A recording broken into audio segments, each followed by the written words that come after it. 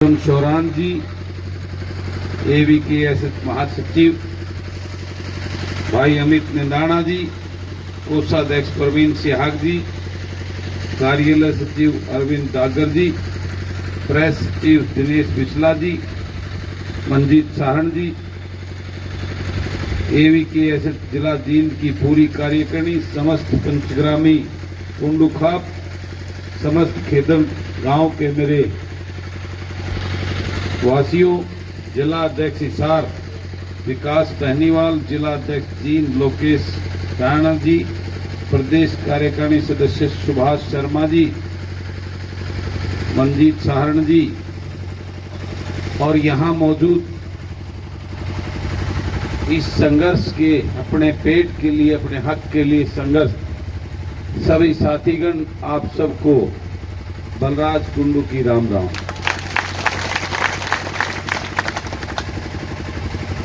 मैं अभी बैठा था यहाँ, ये सामने का आपने ये ऊपर एक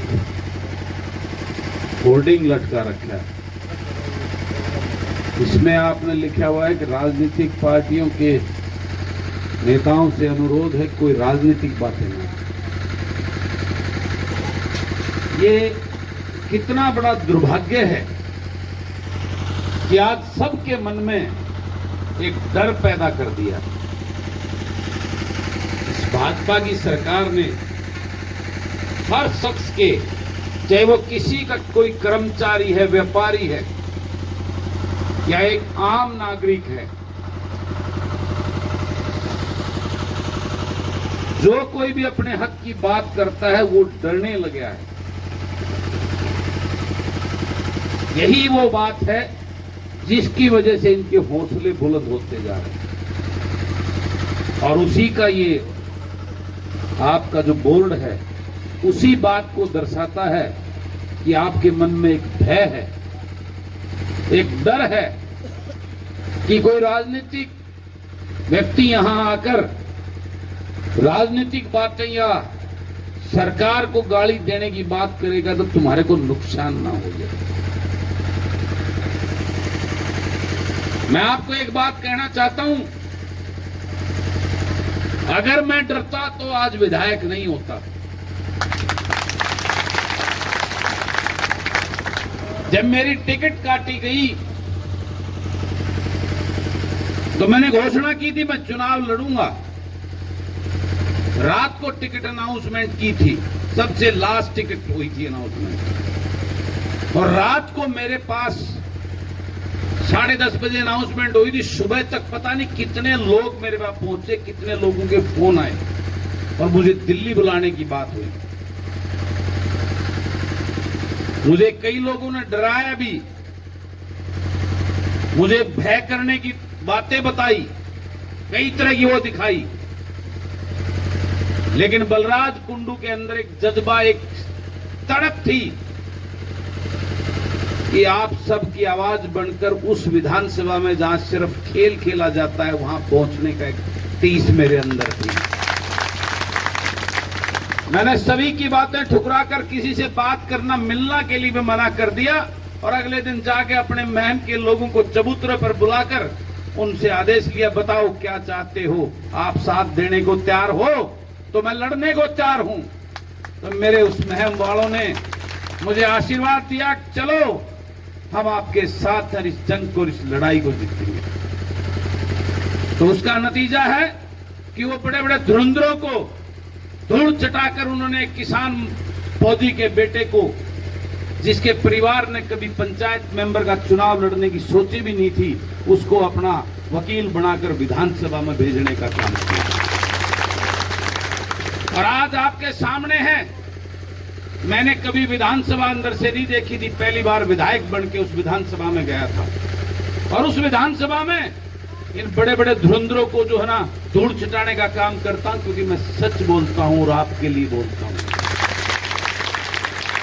अगर मैं भी वो लूट और झूठ की राजनीति करता तो मेरी आवाज में वो ताकत नहीं होती कि विधानसभा में मैं खड़ा होकर बोल पाता, कोई भी मुझे टोक कर बैठाने का काम कर देता। लेकिन मेरी आवाज में सच्चाई होती है, आप लोगों की तड़प होती है, आप लोगों का दर्द होता है, इसलिए जब विधानसभा में जब ये महम का बलराज खड़ा होता है तो सारे कन्नी काटने लग जाते हैं। अगर वो बददिमाग पता नहीं क्या बोल देगा और उसका जवाब नहीं होगा तुम्हारे पास। तो मैं आप सब साथियों से एक तो पहले ये कहना चाहता हूं, आप अपने हक के लिए बैठे हो, उस हक को लेने के लिए डरने की जरूरत नहीं है, टकराना पड़ेगा। और मैं आपको एक कड़वी सच्चाई और बताना चाहता हूं, शायद उससे आप जानते और वाकिफ भी हो। इस तानाशाह सरकार के कार्यकाल में पिछले 9 साल होने वाले हैं।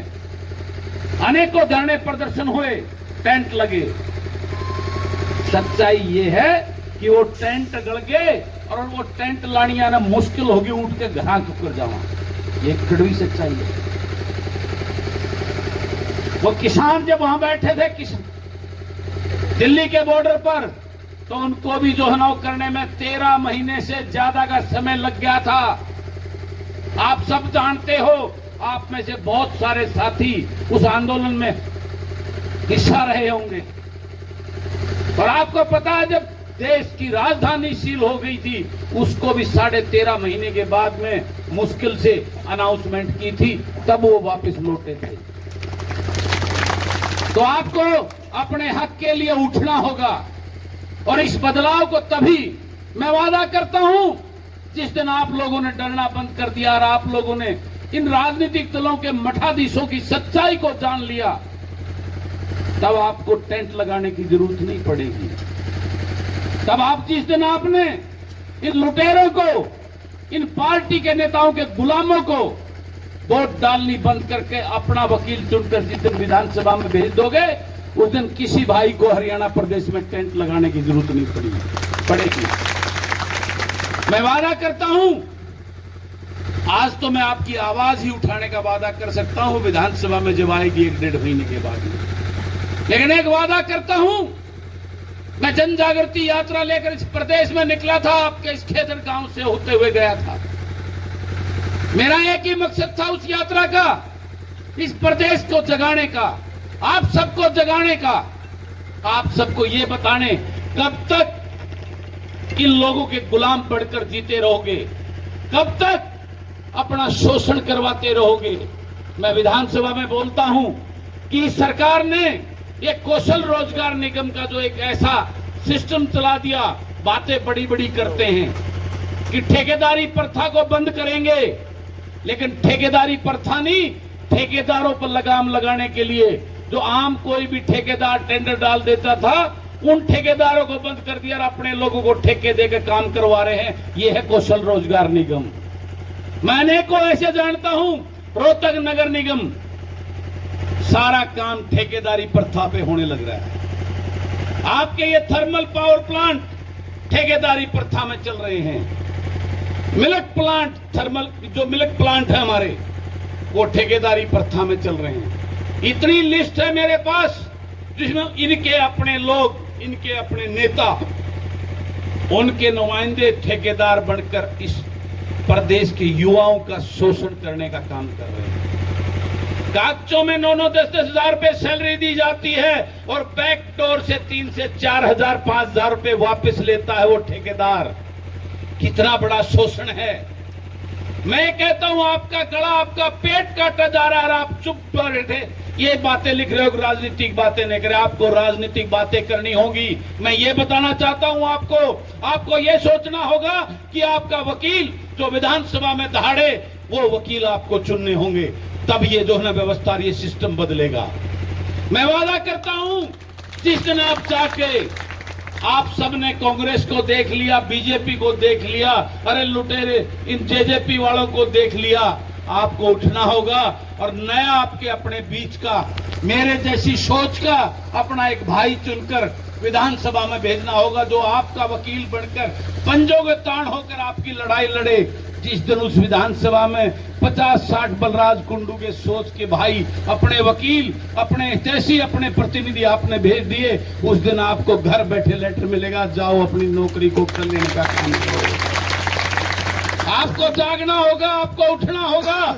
इस डर से तब जाके आपको हक मिलेगा, आपके बच्चों का भविष्य, आपका भविष्य उज्जवल होगा। अन्यथा जिस प्रकार की कार्यशैली इस प्रदेश की सरकार की है, ये चेहरे बदल जाते हैं, व्यवस्था नहीं बदलती। आपको व्यवस्था के लिए उठना होगा। यही एक ललक और ललकार लेकर मैं प्रदेश के अंदर जा रहा हूं, आप सबसे मिल रहा हूं, आपको जगा रहा हूं।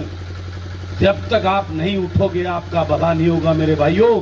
मैं ये बात बताने आया हूं। मैं कितनी बातें, मेरे को पूरे प्रदेश में नांगल चौधरी से लेकर पंचकुला तक मुझे ज्ञापन दिए, आपने भी मुझे ज्ञापन दिया था। मैंने वो सारे ज्ञापन पूरा एक वो बनाकर, एक उसकी पूरी चिट्ठी बनाकर, पूरा लेटर और एक एक ज्ञापन का विवरण लिख के उसमें आप लोगों की तकलीफ लिखकर मैंने महामहिम राज्यपाल को दिया, मैंने प्रदेश के मुख्यमंत्री को दिया, प्रदेश के हमारे विधानसभा के स्पीकर को दिया। लेकिन हुआ क्या, सिर्फ टीवी चैनल में चल गया, अखबार की खबर बन गई, इनकी जून ही रेंगती इनके कानों पर। और मैं फिर जाकर अब विधानसभा होगी, आपके मुद्दे को उठाऊंगा, लेकिन होना क्या है, कुछ नहीं होगा मेरे भाइयों। तो मैं आपको कहना चाहता हूं, आपको ललकार, एक ऐसी हुकार भरनी होगी जो आपके हक के लिए हो, आपके अपने के लिए हो।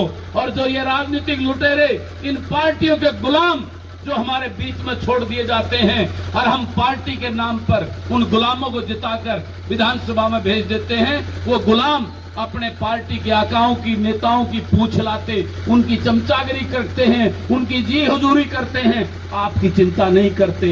इस बात पे आपको विचार करना होगा। गलत कह रहा हूं, ठीक कह रहा हूं, बताओ। मेरी बात से हाथ तक थोड़े से उठे भाई, सारे सहमत नहीं हो तो आपको जागना होगा मेरे भाइयों, आप सबको उठना होगा, आप सबको ये एक हुकार भरनी होगी कि अब की बार हम अपने बीच से ऐसे भाई को जो हमारी तकलीफ और दर्द को जानता हो, जो अपने घर भरने के लिए, अपनी संपत्ति अर्जित करने के लिए नहीं, इस प्रदेश को और हमारा आपका खून चूसने के लिए, लूटने के लिए नहीं, आपका सच्चा वकील बनकर आपके हक आपको दिलाने के लिए आपकी लड़ाई लड़े, ऐसे किसी साथी को विधानसभा और लोकसभा में भेजोगे, तब आपको ये तकलीफें नहीं उठानी पड़ेगी। इस बात का वादा करता है ये बलराज कुंडू। ये समस्या इसी वजह से है कि हमारे प्रतिनिधि जिनको हम चुनते हैं, इस वोट को सिर्फ हम यूं मानते हैं कि वोट डालनी है, डाल दो किसी को। जिस दिन हमने इस वोट के महत्व को जान लिया, ये वोट वो है जो हमारे को हमारा हक दिलाती है, जो संविधान ने हमारे को हमारा हक दिया है, वो हक दिलाने का काम करती है ये वोट। वो तब करेगी जब उस सोच का प्रतिनिधि आप चुनोगे। तो मैं आप सबसे आह्वान और निवेदन और अरदास करता हूं मेरे भाइयों, आपको जागना होगा, तभी अन्यथा ये टेंट, मुझे कहते हुए दुख और दर्द है इस बात का, ये टेंट गड़ जाएगा, कुछ हासिल होगा नहीं भाइयों। उसके लिए आपको दृढ़ संकल्प करना होगा। आज यहां ऐसा संकल्प लो जिसकी उस संकल्प की आवाज, आज ऐसी कसमें खाओ कि इन नेताओं को, इन लुटेरों को, लूट और झूठ के इन सौदागरों को इस प्रदेश से उखाड़ कर, इनकी जड़ें उखाड़ कर इनको भेजें, बाहर भी फेंकेंगे और अपने किसी भाई को, अपने किसी हमदर्द साथी को, अपने उसको चुनकर अपना वकील बनाएंगे। 1 साल बचता है, खड़े हो जाओ, वादा करता हूं लुटेरों को बजा दो और मेरे जैसी सोच के किसी भाइयों को लेकर। या बलराज कुंडू विधानसभा में बोलता है, चिल्लाता हूं लेकिन अकेला पड़ जाता है, ये बलराज कुंडू। वहां जरूरत है मेरे जैसी सोच के आपके 50-60 वकीलों की, तब वो कानून बनेंगे, वो कानून पास होंगे, ऐसी नीतियां बनेगी जिससे आपको कभी तकलीफ नहीं होगी, आपके हकों को खाएगा नहीं, आपको कभी धरने प्रदर्शन टेंट लगाकर नहीं बैठना पड़ेगा। ये वादा करता है ये बलराज कुंडू आपको। तो मुझे दर्द है, दुख है, टीस है कि आप लोगों के साथ ये अन्याय हो रहा है। ये बात आज आप, मैं तो विधानसभा में बोलता हूं, आपने सुनेंगे, देखे होंगे किस प्रकार से एक गरीब के उसका शोषण किया जाता है। आज हमारे बीटेक एमटेक बच्चे 9-10 हजार की नौकरी करते हैं, उसका हर रोज उसकी आत्मा मरती है। ये कौशल रोजगार निगम इस प्रदेश के युवाओं का शोषण करने का ऐसा विभाग खोल दिया है, अब जिसे मेरा प्रदेश का युवा हर रोज उसकी मृत्यु होगी। एमटेक, बीटेक, एमएड, एमए बच्चे कौशल रोजगार में चपड़ासी लगाए जा रहे हैं और ये प्रदेश के मुखिया उस बात को अपनी उपलब्धि गिनाते हैं। इतने हजार बच्चों को कौशल रोजगार में हमने रोजगार दे दिया, जबकि कौशल रोजगार निगम में भी ये उन्हीं को दे रहे हैं जो इनके कार्यकर्ता हैं, इनकी जय बोलते हैं, इनके झंडे उठाते हैं, इनके पोस्टर लगाते हैं, उन लोगों को कौशल रोजगार। मुख्यमंत्री जी सदन में खड़े होकर ये कहते हैं हम जो स्किल बच्चे होते हैं उनको प्राथमिकता देते हैं, पहले उनको लगाने का काम। ये है वो सच्चाई। एक्सपीरियंस और स्किल्ड, अपने काम के पूरी तरह जानकार आप सब भाई आज धरना लगाकर दोनों थर्मल पावर प्लांट में बैठे हुए हो, ये है उस मुख्यमंत्री की सच्चाई। मैंने आपने सुना होगा इस हाउस में मैंने कहा था मुख्यमंत्री जी सदन में खड़ा होकर झूठ मत बोलो, मुख्यमंत्री जी के पद की गरिमा होती है, उसके वर्ड्स की कीमत होती है। जब मुख्यमंत्री सदन में बोलता है वो एक पत्थर की लकीर, एक सच्चाई होती है, लेकिन आप सरेआम झूठ बोलते हो। थोड़ा देखो इस पद की गरिमा को और वो उसकी सच्चाई है। आप बैठे हो, किसी को बताने की जरूरत नहीं है। तो मैं इसलिए आपको कहता हूं आपको जागना होगा, आपको उठना होगा, समय ज्यादा नहीं बचा हुआ है। वादा करता हूं आप खड़े होगे तो 1 साल के बाद में जब ये सत्ता परिवर्तन आप करोगे तो आपको पक्के लेटर भिजवाने का काम करेंगे, ये वादा करता आपका ये भाई आपको। लेकिन उसके लिए आपको संघर्ष करना होगा, लड़ना होगा। घर बैठे काम नहीं चलेगा। आपको मेरे जो दर्द वो आपका दर्द है, आपकी टीस है, उस दर्द को जैसे मैं फील कर रहा हूं आपको फील करके समाज में लेकर निकलना होगा। इस लूट और झूठ की दुकान को बंद करने का, ये राजघरानों के रजवाड़ों को बंद करने का काम करना पड़ेगा, तब ये व्यवस्था परिवर्तन होगी और तब आपको आपका हक मिलेगा।